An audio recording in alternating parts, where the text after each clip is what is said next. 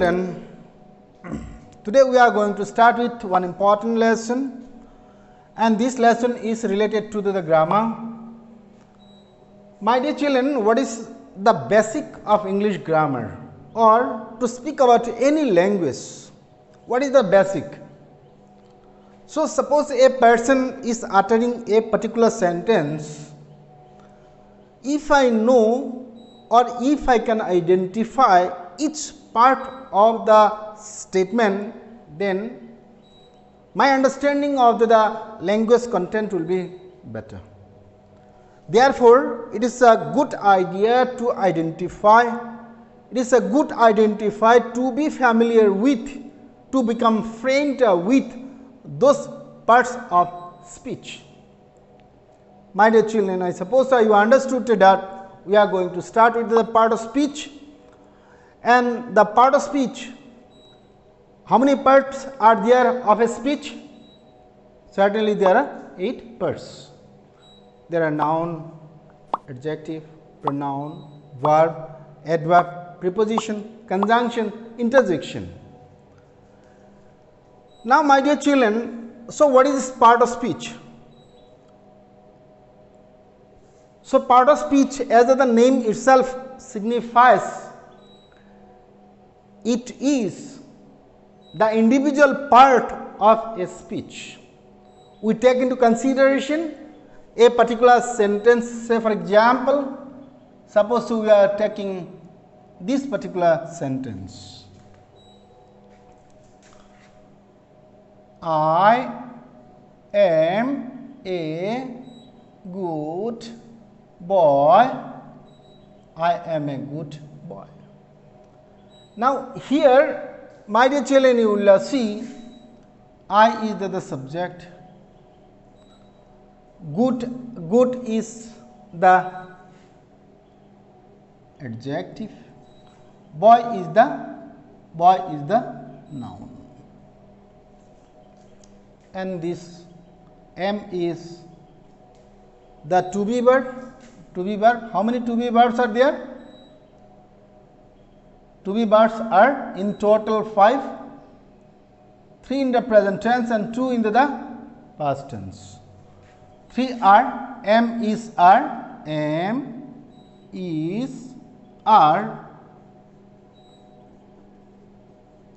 and past tense 2 was and were.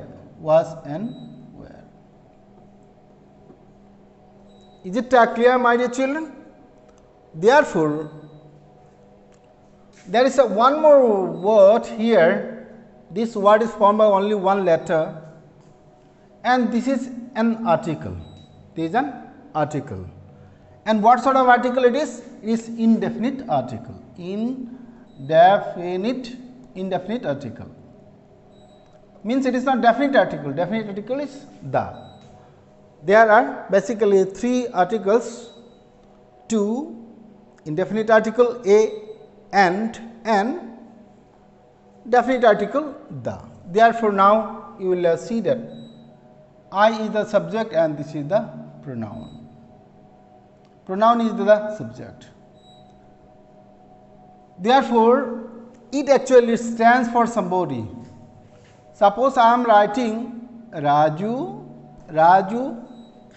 then if it is Raju, then it will be Raju is a good boy. Raju is a good boy. Therefore, Raju is the subject and it is the noun. Is the to be verb. A is the indefinite article. Good is the adjective and boy is the noun. So, in this way, if you can understand the different parts of the speech, then it is a very good basic, and this will help us to understand the paragraph, and the paragraph will lead to your understanding of the article, and the article will lead to your understanding of the whole content of the book. Therefore, so now I will make you familiar with a very interesting part of this discussion. This part actually tells about a poem, and poem is on the part of speech. So, now let us see this poem. the part of speech poem. Every name is called a noun, as a field and fountain, street and town. In place of noun, the pronoun stands, as he and she can clap their hands. The adjective describes a thing as a magic wand or bridal ring. The verb means action, something done, as read and write and jump and run. How things are done, the adverb tell, as quickly, slowly, badly, well. The preposition shows a relation, as in the street or at the station. Conjunction joins in many ways, sentences, words or phrases and phrase. The interjection cries out, hark, I need an exclamation mark. So, have you got it? So, I will give a little description about it. So, beautifully we will see that this is the definition of the noun. So, all this 8 part of speech is described here very beautifully, and whatever noun is a part of speech that tells about the name of anything. It may be the object, it may be the thing, it may be the animal or anything, any man, any individual thing, that is noun. So, this is the example, these are the example like field, mountain, street, town. So, these are the example of the noun. Now, see the second one, noun, pronoun. Pronoun means, pro means in place of. If anything stands in place of something else, then that is called pronoun. Pro means on behalf of, in place of. Therefore, here you see, as he and she can clap their hands, means he and she in place of some name, this is called pronoun. The adjective describe a thing, means adjective is a part of speech that describes things. It gives the quantity, it qualifies the noun, it sits before the noun and describes the noun. Say for example, I am talking, a boy is a noun. When good is coming just before the boy and describing what sort of boy he is, then it will be the adjective. Suppose I am telling the boy, what sort of boy? The tall boy, a tall boy. Then tall will be the adjective. Means anyway, if the part of speech qualify the noun, then it is called adjective. As magic wand or bridal ring. Now see, this ring is noun, and bridal coming from bride. The word is formed bridal, means related to the bride. Magic wand is a small stick that is owned by, that is possessed by the magician. Therefore, a magic wand. What sort of wand? Magic wand. Means magic what is the adjective. Have you got it? The verb means action, something done, as read and write and jump and run. Now see, here again the description is given. So, the verb is again another part of speech. So, this is an action word, and it tells that something is done, means this word, this particular part of the speech will be making some movement. It may be jumping, it may be hopping, it may be running, it may be playing, it may be reading, it may be writing, or any activity, any motor activity where movement particularly either of the part, any of the part is needed. Therefore, you will see the next part now, how things are done, the adverb tells. Adverb tells. Now, adverbs are those particular parts of the speech that actually qualifies the verb. That qualifies the verb. Suppose runs, okay. Suppose the word is run. Say for example, the verb is run, run. So I am telling he runs, he runs. So I will have to write the small letter. So let me write small letter. He runs. Now if I am writing he runs faster, he runs faster. Then you see this faster actually is qualifying whom? The run, and therefore it becomes a what? This becomes the adverb. In this manner you will see that there are some symptoms, there are some hint by which you can identify, there are some signs by which you can identify the adverb, and particularly this adverb always will have some ly after it. Ly will be there. So you will see these examples are there. How things are done that the adverbs tell as quickly, slowly, badly, well. You see, all these are adverbs. I suppose it is clear. Now another very important part which counts for your editing into the examination. This is very important, not only in your academic examination, but in the competitive exams too. So this preposition, you see, this is again another part of the speech. What means? Okay, what is the meaning here? The preposition means that actually takes its position before it takes the position before the noun, or sometimes it takes the position before the pronoun. Therefore it is called preposition, and it shows its position with the particular part of speech. Have you got it? Therefore I am sitting on a bench. I am sitting on a bench. Now this bench is what part of speech? This is the noun. And now this on actually makes the relation with the bench, means what is the position of I? I is making contact with the bench, and this relation is such that it is sitting over, it is sitting on the bench. Therefore this particular what make the relation between these two, pronoun I and the noun bench, and therefore this is called the pronoun. Have you got it? And these pronouns are very tricky. In English grammar it is very tricky, and there are a lot of types also. I will be telling you in detail in future. Now what you will have to do? First you will have to know the basic of this pronoun, noun, verb, adverb, preposition, and all this are part of speech.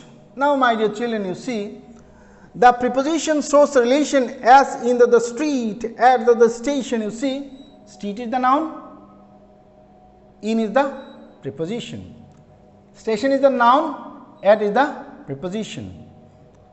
In a similar manner, let us come to the seventh number, conjunctions. Conjunctions joins in many ways sentences, words, or phrase and phrase. Therefore now another part of speech, the name of which is conjunction, it actually is joins. It is the joining word. Now this joining word may be and, it may be but, it may be either or, neither nor, to.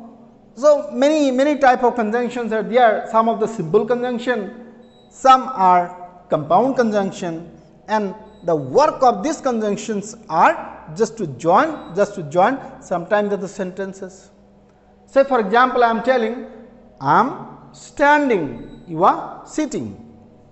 I am standing and you are sitting. That is conjunction and is joining both of the sentences. Many a time it joins the phrases and phrases, many a time it join words. Therefore, conjunctions are joining words that joins. The interjection cries out, "Hark! I need an exclamation mark." Interjection means it is another part of speech where we see all of a sudden the feeling of the person, the feeling of the mind is expressed by those words, and this word or the part of speech is called the interjection, and this particular feeling of the interjection comes out from inside the mind all of a sudden. Therefore, say for example, you are telling, "Hurrah, we have won the game," means hurrah is all of a sudden just after the conclusion of the match. The match is over and you are telling, "Hurrah, we have won the game or match." Suppose a person dies, then you are telling, "Alas, he is no more." So, alas is interjection mark. Then the similar manner, hark. Hark means listen, means so crying out to somebody just to draw his attention. So, in this way, I suppose your understanding of the part of the speech is complete, and what you will do, you will be doing some exercise related to the part of speech just to identify the different parts of the speech. Now, my dear children, related to this part of speech, I will be talking from chapter number 1, the fun they had. So, I will be giving you some hint as to how to apply the grammar in your text. As we do not have sufficient time to go separately to the chapters of the grammar, it is better that while we do our text at a time, we make an extensive study. We go by the grammar, we study the writing part, we study the extensive reading. Okay, all this when we do, then it will be better. Therefore, let us go to this part. So, in your chapter, the fun they had, in this lesson, in the language part, you will see, read the sentences taken from the story. They had once taken Tommy's teacher away for nearly a month because the history sector had blanked out completely. The word complete is an adjective. When you add ly to it, it becomes an adverb. Have you got, my dear children? So, complete adjective, ly is added, it becomes adverb. In the similar manner, what you will have to do, so there are two exercises here. So, all this exercise you will have to do, find the sentence in the lesson which have the adverb given in the box below. Awfully, sorrowfully, completely, loftily, carefully, differently, quickly, nonchalantly. Now, one example I tell you, awfully. So, awfully, the sentence that is there in the text is related to the discovery of the book. When the book was found or discovered, at the time both of them, Tommy and Margie, they were browsing the book, and after browsing they found that the pages become so yellow because of the age, and then there are many folds, okay, and therefore they told that it is awfully old, means it is very fearfully, surprisingly. Therefore, how this word is used, let us see, so that you can do the rest of it. Okay, awfully. They turned the pages which were yellow and crinkly, and it was awfully funny to read words that stood still instead of moving the way they were supposed to on a screen, you know. So in the similar manner, you will be writing sorrowfully, completely, loftily, carefully, differently, quickly, nonchalantly. All this you will be writing. So second one, the question is, now use this adverb to fill in the blanks in the sentences below. So here you see the first one, the report must be read dash so that performance can be improved. So the report card of the children. When the parents are studying it, or the school administrator or the school teachers are reading it, then they will have to be very careful. They will have to do it very minutely, very closely. Okay? Means some adverb will have to be used.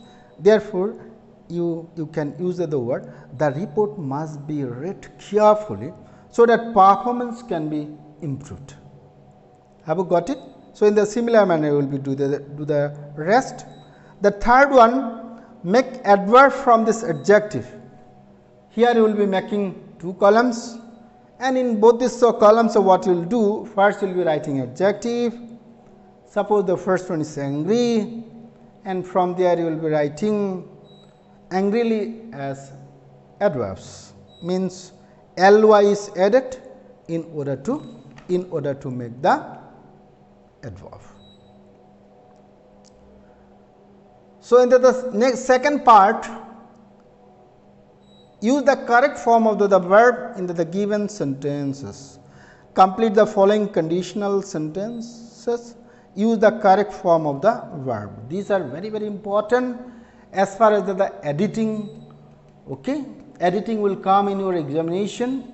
Editing and omission. This will come, and this is a very, very important. All this part together will have the integrated study in the form of editing and omission. Therefore, you will have to be very, very careful while writing all this answer, and when you have a doubt, you can get it cleared just by asking. Okay? So, suppose you understood it, we will meet you in the next video. Till then, bye bye.